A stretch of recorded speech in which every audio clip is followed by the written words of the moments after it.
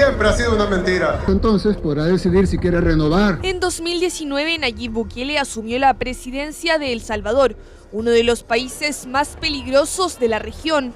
Bajo vuestra palabra de honor. Sí, protesto. Este año fue reelecto y asumió su segundo mandato, con un país que hoy proyecta una imagen diferente ante el mundo. El Salvador, que tuvo las cifras de criminalidad más altas de Centroamérica, ahora se reporta con reducidas cifras de homicidios, pero con denuncias de violaciones de derechos humanos. Bukele ha ganado una visibilidad sorprendente en Latinoamérica. Su estilo de liderazgo, condenable para algunos y ejemplar para otros, ha capturado la atención de ciudadanos y líderes. ¿Cuáles son los pilares que sostienen este fenómeno? En primer lugar, su exitosa política de combatir la inseguridad y la violencia y la criminalidad en el país, con medidas muy duras, muy concretas, muy pragmáticas, a ratos extremas, pero efectivas. En segundo lugar, el manejo comunicacional que él ha hecho y que ha sacado ventaja de una estrategia comunicacional y una estrategia política comunicacional muy efectiva, que ha sacado ventaja de estos éxitos. Y en tercer lugar, el hecho que antes de dedicarse a la política, Bukele trabajaba en la industria de la publicidad, por tanto, sabe mucho sobre marketing y sobre cómo posicionar una marca. Uno de los aspectos más llamativos del gobierno de Bukele ha sido su estrategia de seguridad. El presidente ha declarado la guerra abierta contra las pandillas, empleando medidas de fuerza como la creación de centros de detención masiva, el despliegue del ejército en las calles y la llamada mano dura.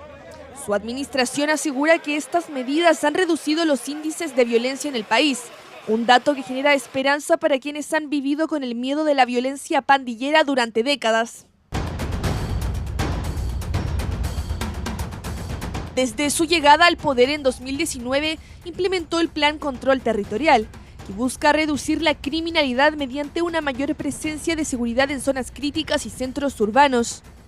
Si estos sinvergüenzas no aprueban esta semana el Plan Control Territorial, nos volvemos a convocar aquí el domingo, le volvemos a pedir sabiduría a Dios. Según datos oficiales, desde 2020 los homicidios en El Salvador han disminuido en más del 80%. En 2023 se registraron alrededor de 150 homicidios, en comparación con los 3.346 en 2018.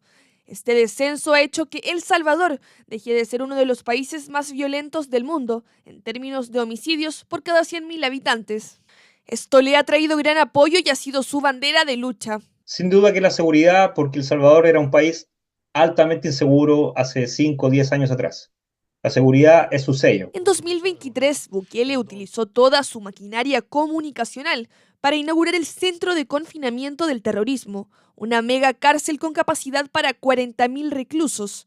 Este proyecto ha sido duramente criticado por organismos internacionales que denuncian violaciones a los derechos humanos, pero es defendido por el gobierno como una medida extrema para una situación extrema. Miles de detenciones han sido arbitrarias, han sido contra personas que no están vinculadas a pandillas, con lo cual podemos pensar que el régimen de excepción tiene también una finalidad política de control social, de control poblacional, que infunde terror en la población para afianzar, pues obviamente, la administración autoritaria de este gobierno. El modelo Bukele también ha despertado preocupaciones serias en torno a la democracia y los derechos humanos. En varios episodios, Bukele ha sido acusado de limitar las libertades civiles. Sus detractores consideran que su gobierno muestra tendencias autoritarias y que si bien la seguridad y la economía se han beneficiado, existe un costo en términos de libertad. Figuras como Bukele, a cierto rato, cuando aparecen, nos recuerdan que la democracia como régimen político es solamente eso, un régimen político entre otros. Cuando estamos frente a este tipo de situaciones, con estas figuras que emergen dentro de una institucionalidad totalmente frágil, no nos debería sorprender que los parámetros que solemos entender sobre lo que es democrático se entrecruce o se rompa. Y aunque Bukele ha avanzado significativamente en el ámbito de la seguridad, el país sigue enfrentando grandes desafíos. Los índices de pobreza han aumentado. Y ahí el gran desafío es la economía. En el fondo, lo que vamos a ver ahora o lo que esperamos ver ahora es si Bukele, una vez habiendo solucionado el tema de la seguridad, es capaz de hacerse cargo de la segunda parte más compleja que tiene El Salvador, que es una pobreza histórica, una desigualdad histórica, estructural, digamos, y que para ello el desarrollo económico es crucial. Otro aspecto que destaca en el modelo de Bukele es su uso de la tecnología y la comunicación directa a través de redes sociales. Su discurso llega directamente a los ciudadanos, sin intermediarios. Este contacto directo le da una apariencia de cercanía y accesibilidad. Cuenta con más de 6 millones de seguidores en X, lo cual es un número significativo en un país con una población total de 6.3 millones.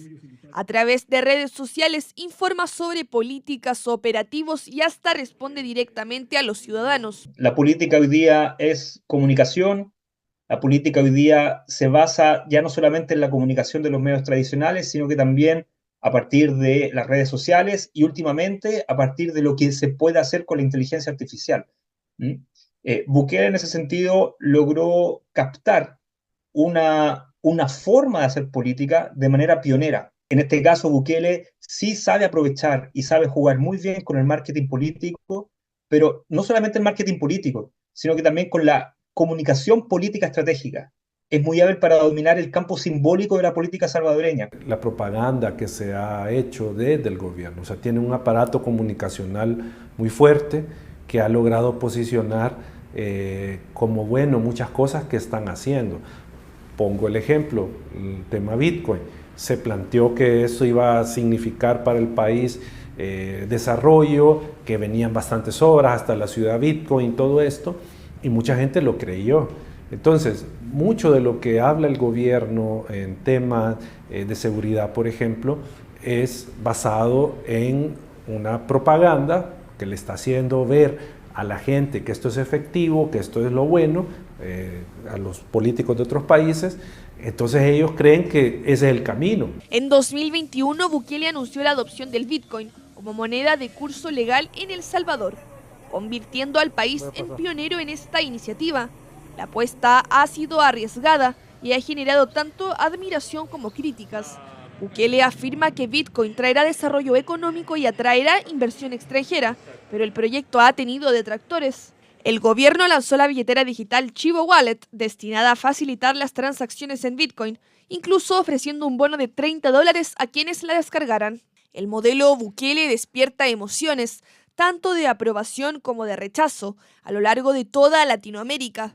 En una región golpeada por la inseguridad, la desigualdad y la corrupción, la figura de un líder que combina mano dura con innovación tecnológica parece, para algunos, una posible solución. Mientras tanto, el fenómeno Bukele plantea interrogantes sobre los límites entre seguridad y libertad y sobre el tipo de liderazgo que América Latina quiere en un futuro. La última encuesta CADEM arrojó que Bukele tiene un 81% de imagen positiva en Chile y a un 42% le gustaría que el próximo presidente tuviera un estilo similar.